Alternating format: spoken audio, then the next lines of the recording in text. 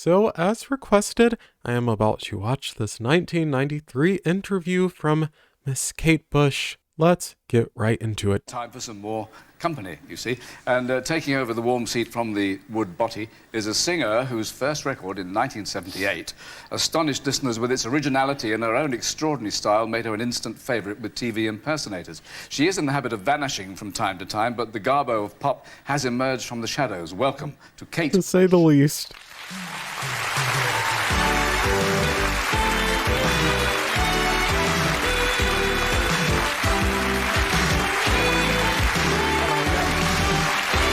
But I must admit, I'm sure I've said this before, I love and identify with Kate for vanishing when she's not got something to share with us. Also, she's Kate Bush, so she may vanish as frequently as she'd like.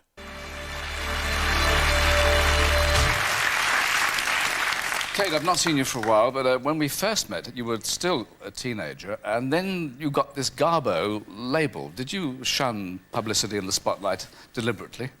I think on some levels, yes, I did, but the main thing was I wanted to spend a lot more time working rather than spending a lot of time promoting the work. It all seemed to be becoming more promotion than the work I was doing.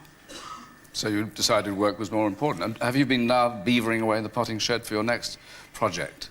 Yes, I have. We've been working for about 2 to 3 years on this album that's coming out probably middle of September. It's taken a long time. It's very intense work, really, being sort of shut away in the studio.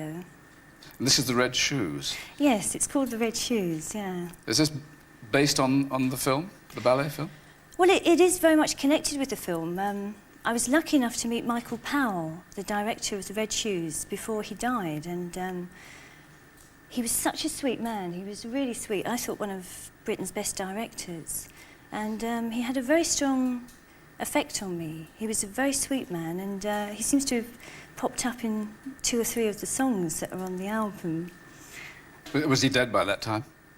By the time I was writing the songs, yeah. But, posthumous recognition. Yes. Because your first #1 in '78, it was inspired by a classic, of course, Wuthering Heights, and we talked about that on a little programme called Ask Aspel.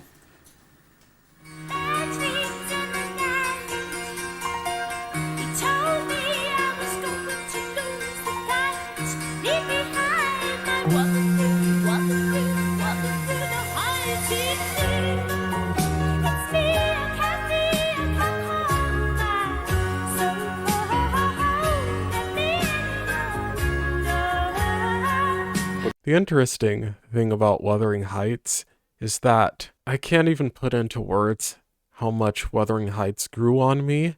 With time, obviously, I was blown away by it with my first listen, but that was like nothing I had ever heard. So it took me some time to come back to it, and when I did, it also happened to be the same time that Running Up That Hill was having its renaissance with Stranger Things, and long story short, I can absolutely sing it word for word now, and I'm very happy about that. Well, those were Kate Bush's with her first hit. What was the inspiration for Wuthering Heights? Simply the story? Well, I hadn't read the book. That wasn't what it inspired it. It was a television series they had years ago, and I just managed to catch the very last few minutes where there was hand coming through the window and blood everywhere and glass. And I just didn't know what was going on, and someone explained the story. They were just hanging around for years, so I read the book in order to get the research right, and wrote the song. And that had just stuck in your mind all those years? Yeah, it seemed so strong. I think that's the funniest part about it is she didn't read the book. She just caught a glimpse of a TV episode, and she had no idea what was going on, but it inspired her to create Wuthering Heights, the song. For lack of a better term, that's pretty frickin' iconic, if you ask me. Your little brother and my little sister. Yes, that is very cruel of the audience to laugh at you like that. You haven't changed at all. Are you sick of references to that number? I think I am now. I think at the time it was fine. It was a lot of fun, but it was 15 years ago, and I think, although it's nice that people remember it and remember me. It is nice to feel that when you're working on something that you're considered to be a contemporary artist, I suppose, rather than going back to something such a long time ago. Well, it was so different, so astonishing. Victoria, what was your first impression of Kate and that? Well, when I first saw it, and I was not at a very good time in my career, well, first of all, I thought she was mad, probably. A mad woman had slipped onto the airwaves. And then, really, I thought that it was very, very good. But I didn't want to acknowledge that it was very good because I was feeling very insecure at the time. And then I read a review by Clive James, and he said, this woman is either a genius or she's barking mad. I thought, well, it probably falls somewhere between the two. Yes, do you think that's a fair assessment? Yes, I do. I think I probably am truly mad. Yeah. That's all right. Oh, that's nice. But the theatrics, of course, was something we all admired. Now, and of course, you've been a pin-up since you started doing this. This week, we had a lot of letters in the office when they knew you were coming, and I can't imagine what Did you have any letters about me, Matt? Not one, not enough. Have they been sending berets? They've been sending berets? Not berets, no. Just nice A letters. used beret. But do you still enjoy being a male fantasy? Well, I'm not sure if I've ever really enjoyed it. Horrible question. Yes, it is. It's a horrible Yes. Wind it back and do another Do you one. enjoy being a male fantasy? I Victoria? love it. Fine. And so do I, so there we are. all right. Now, you did just the one tour in 1979. It was a terrific extravaganza, and you did things that Madonna is really just coming round to thinking of, isn't she? I mean, the telephonist headset. Was that your idea as well? Well, as far as I know, it's the first time it was used live, because I wanted to be able to move around and dance and use my hands. And at the time, the sound engineer that we were working with came up with the idea of actually adapting a coat hanger. He actually used a coat hanger and opened it out and put it into the shape. So that was the prototype. Madonna wouldn't use a coat hanger. That's probably the difference. She Yeah. would insist that it was done properly. Except for opening a car with, probably. But why have you never repeated all this and done another tour?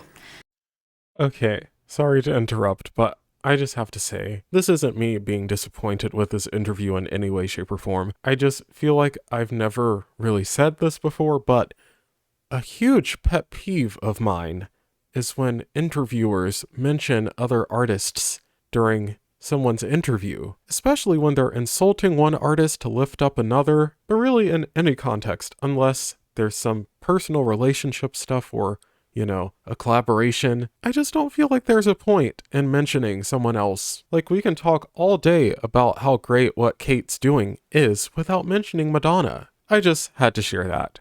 I will get off my soapbox now.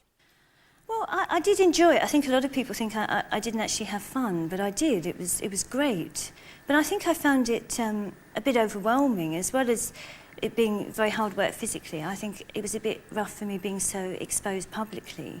I found that a bit rough. And then I suppose I wanted to just retreat and work. It did all come with a rush, didn't it, of course? I can only imagine. The first few years were very intense. Yeah, Yes. It was quite overwhelming, really. What about the image of this vulnerable pre-Raphaelite girl? Is it a pure invention? Well, I think everyone's vulnerable on some level. But pre-Raphaelite, I suppose that's probably a lot to do with Wuthering Heights. I think a lot of people... I mean, do you live in a Gothic mansion with candelabra? No, not at the moment, no. You mean you have? I'm planning to. Oh, that's nice. Can I ask, what's your style in decor, Oh, it's Victoria? like I believe I it. live next door to her. The same. Yes. Similar. Right. What is a typical day for you? Well, I do spend a lot of time working, so I suppose a typical day would be being in the studio, just working on some ideas for a song and stuff. Pretty boring, Did really. you sit at what? A keyboard or what? Yeah, a keyboard, and we tend to put stuff straight onto tape, so I'm actually working onto tape, and then I'll play the tape back and, work to the stuff that's on there, so... What about lyrics? I'll ask you both about lyrics. Yours are very passionate and provocative. Do you get inspiration anywhere? I think it is elusive stuff, but I think really the biggest inspiration is people. I think people are just so inspiring. They're fascinating and wonderful, and I think, that nearly every idea that a person has had has probably at some point come from another person. And I can't think of you giving a different reply. No, That's not going really- to. No, going to give the same reply. Absolutely. Things do come from people. What else is there, really? If you're going to talk about any sort of human relationship, comedy or whatever, it has to be based in life, so it has to be based on people. But do you always do the housework first and put off writing? I've read you do that. I don't put off. I mean, I do, you know, I do deal with poo first. That's always the priority with the babies. As Do baby the poo, Kate, you do the understand? poo, and then do the writing. Yeah, I didn't like Kate. I'm in an office all day, just doing, you know, trying stuff out. I do it the other way around. I write and then have a Then poo. poo, yes. Yeah. I'm sorry about that. It's time for... That's why you're not a male fantasy, if I might say so. We're going to have a break now. Kate will be singing for a warm glass of white wine later, but in a few moments we'll have Lenny Henry.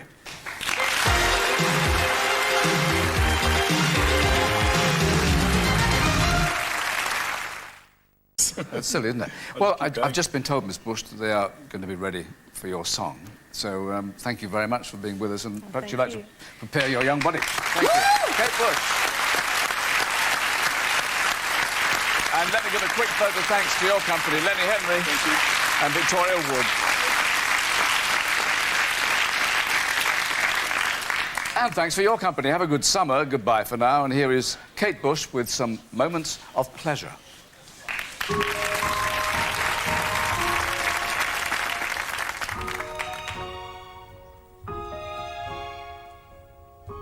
Some moments that I've had, some moments of pleasure.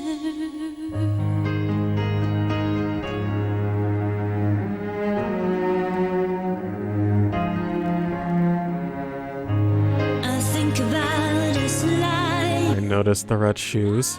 on a beach somewhere. I think Nice touch. about us diving off a rock into another moment.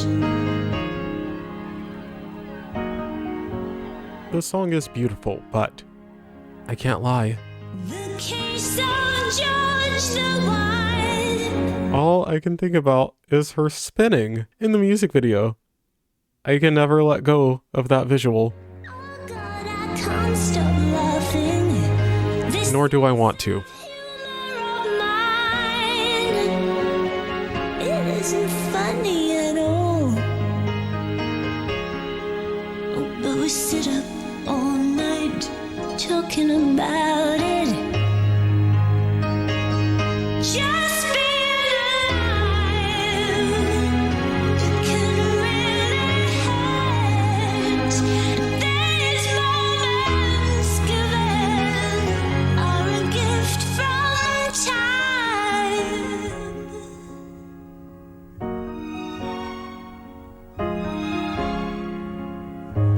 On a balcony in New York, it's just started to snow. He meets us at the lift, like Douglas Fairbanks, waving his walking stick. But he isn't well at all. The buildings of New York look just like mountains through the snow. Just being alive, it can really hurt. And these moments given are a gift from time.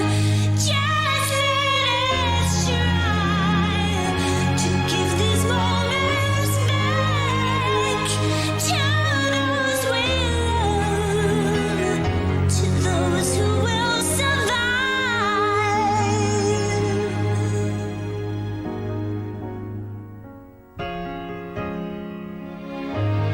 And I can hear my mother saying, every old sock meets an old shoe. And that a great saying,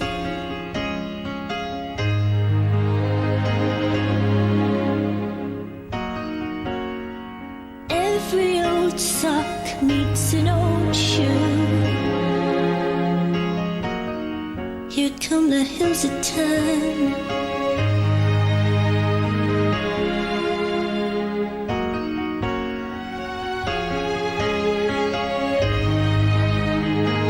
Heed their mooring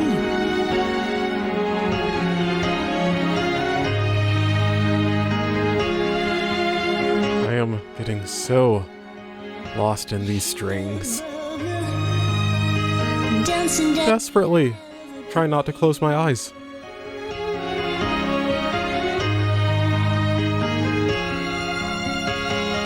Smurf playing his guitar refrain.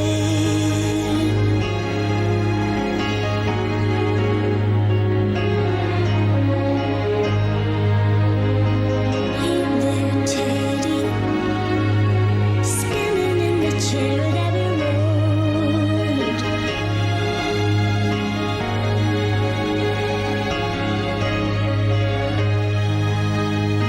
Hey there, Michael, do you really love me?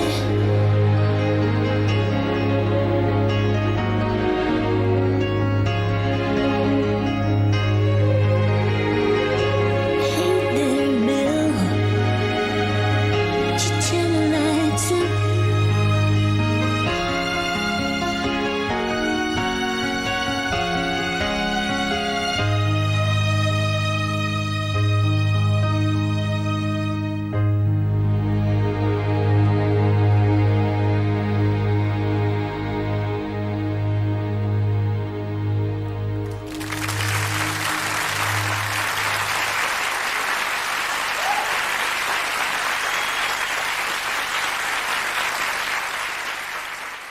That was very enjoyable live performance, and I'm aware the vocal was not live, but I actually do not mind lip-synced televised performances as long as they're entertaining, and I think Kate is incapable of boring me in any way, shape, or form, so yeah, I thought that was a very solid interview for TV, and my biggest takeaway would be her honesty. I appreciated how straightforward she was about the reasons she vanishes at times, and also her difficulties with touring. As a lover of both music and pop culture, I am all for artists taking care of their mental health however they feel that's best done. If that means not going on tour every 2 or 3 years and being completely private about a lot of things, I'm all for it. There's always more Kate to come, so stay tuned.